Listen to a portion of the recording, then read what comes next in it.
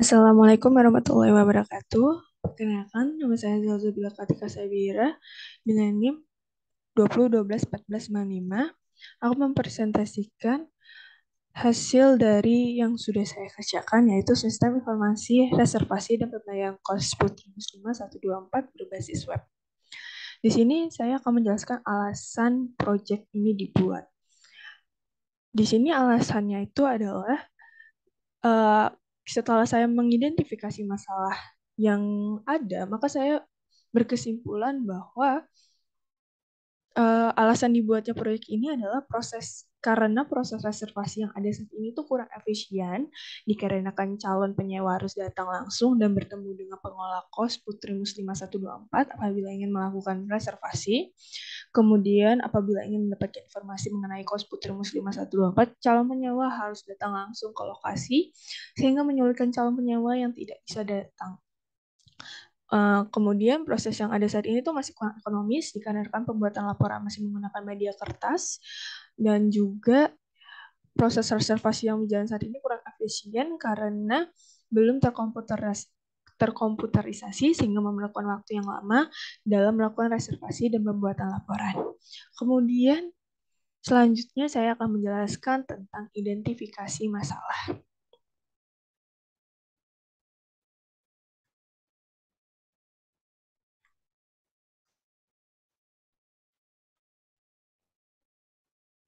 Di sini identifikasi masalahnya ada 3 tabel. Yang pertama adalah proses bisnis yang berjalan, kemudian sistem yang diusulkan, dan yang ketiga adalah hasil yang akan dicapai terhadap sistem yang diusulkan.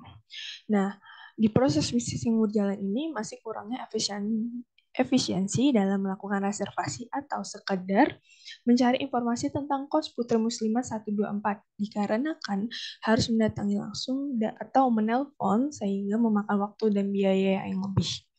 Terus apa sih sistem yang diusulkan dari saya ini? Melakukan proses reservasi dengan menggunakan sistem e-commerce berbasis web dengan media layar monitor dan keyboard serta input data. Lalu hasil yang akan dicapai terhadap sistem yang diusulkan ini dengan dibuatnya sistem informasi, proses reservasi akan lebih efisien karena tidak akan mengeluarkan banyak waktu dan biaya lebih dibanding dengan sistem sebelumnya karena dapat melakukan reservasi kos secara online. Yang kedua, di proses bisnis yang berjalan yaitu pengelola harus memeriksa arsip satu persatu untuk pencarian data penyewa yang akan melakukan booking, check-in, check-out. Sehingga pencarian ini tuh kurang efektif dan sedikit membutuhkan waktu. Kemudian sistem yang diusulkan apa? Pengelola dengan mudah melihat atau memeriksa arsip data penyewa secara otomatis pada sistem e-commerce yang dilakukan penyewa dan tersimpan update pada database secara online. Terus hasil yang akan dicapai terhadap sistem yang diusulkan adalah dengan dibuatnya sistem informasi, pencarian data penyewa yang dilakukan admin untuk mencari data penyewa yang sudah reservasi atau check-in, serta yang akan melakukan check-out akan lebih mudah dan cepat dalam melakukan aktivitas pencarian data.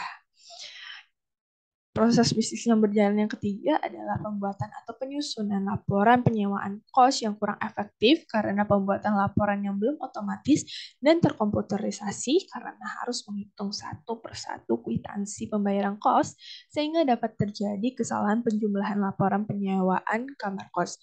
Terus sistem yang diusulkan adalah penyusunan laporan penyewaan kos tersusun secara rapi dan terstruktur dengan menggunakan basis data dalam sistem web e-commerce ini. Lalu hasil yang akan dicapai terhadap sistem yang diusulkan adalah dengan dibuatnya aplikasi yang dapat membuat satu penyusun laporan penyewaan kos secara otomatis atau terkomputerisasi akan lebih efisien dalam perhitungan karena untuk menjumlahkan laporan reservasi kamar kos lebih akurat dan tidak membutuhkan waktu yang lama. Lalu yang terakhir, proses bisnis yang berjalannya adalah pemilik mengalami kesulitan dalam monitoring setiap pembayaran yang terjadi pada kos Putri Muslimah 124. Lalu sistem yang diusulkan adalah pemilik dapat dengan mudah memonitoring pembayaran dari jarak jauh. Lalu hasil yang akan dicapai terhadap sistem yang diusulkan ini adalah dengan dibuatnya sistem informasi, pemilik dapat memonitor dari jarak jauh setiap pembayar yang terjadi di kos Putri Muslimah 124 karena setiap pembayaran reservasi akan tersimpan pada sistem informasi.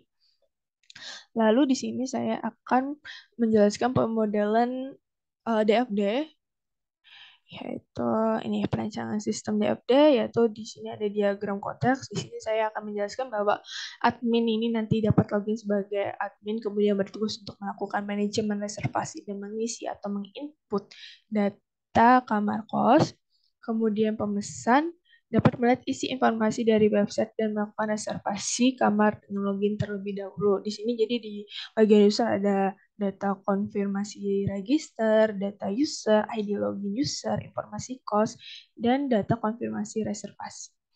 Kemudian di bagian admin ada manajemen data pembayaran, manajemen reservasi, ID login admin, data informasi kos. Lalu di DFD0 ini mungkin lebih jelasnya ada di sini. Oke.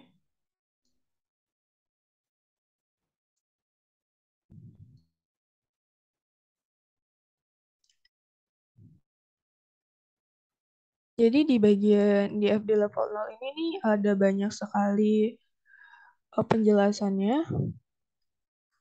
Sebentar. Oke, mungkin saya langsung jelasin saja. Jadi di sini ada register, terus ada login, ada database user, ada database admin juga, ada database kamar, database user. Terus ini ada proses manajemen user, proses pengelolaan data kamar, proses reservasi kamar, manajemen reservasi, dan melihat. Kalau di register ini nanti user register dapat data konfirmasi register ke user, kemudian nanti user bisa mendapat lagi mengarah data register diproses oleh register, kemudian di bagian admin ini pun juga nanti ada admin melakukan register, kemudian diproses oleh register, data register maksud saya, kemudian register nanti memproses data konfirmasi register ke admin. Dan yang lainnya ini juga ada login, user mendapatkan ID login user ketika proses login.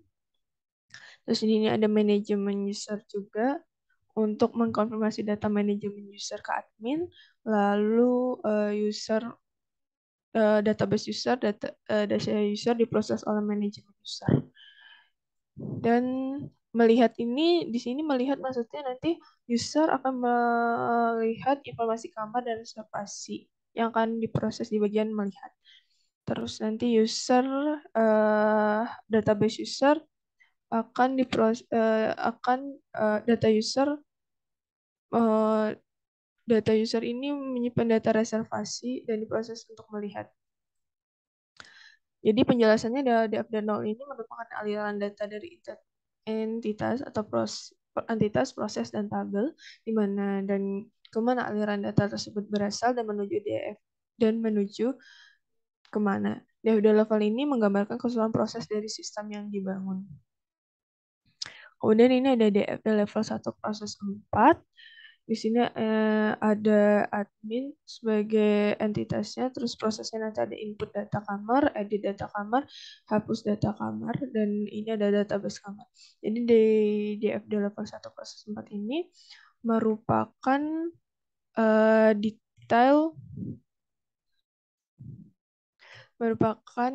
detail dari DFD 0 proses 4 dan DFD 0 proses 4 yaitu mengolah data kamar.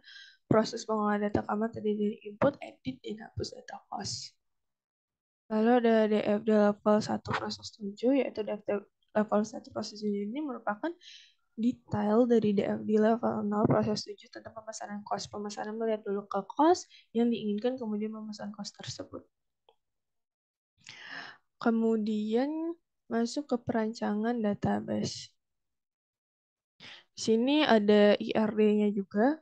Nah, untuk IRD-nya sendiri ada penjelasannya. Jadi di relasi yang memilih ini merupakan relasi antara entitas user dan kamar yang memiliki arti bahwa user dapat memilih tipe atau jenis kamar yang tersedia di dalam hotel tersebut.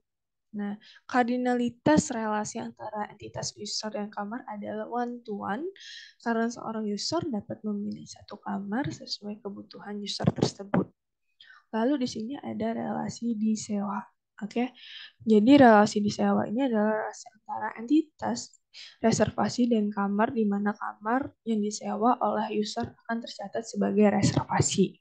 Nah, kardinalitas relasi antara entitas kamar dan reservasi adalah one to one karena satu kamar dalam satu waktu hanya dapat disewa oleh satu orang user. Ketika kamar telah disewa, maka user lain dapat memesan kamar tersebut. Dan yang terakhir ini ada relasi melakukan, di mana relasi melakukan ini adalah relasi antara entitas komplain dan user, di mana user akan melakukan komplain jika terjadi sesuatu di kos. Jadi kardinalitas relasi antara entitas komplain dan user adalah one to many karena seorang user dapat melakukan lebih dari satu komplain. Kemudian kita masuk kepada prototype. Nah, di prototype ini, oke.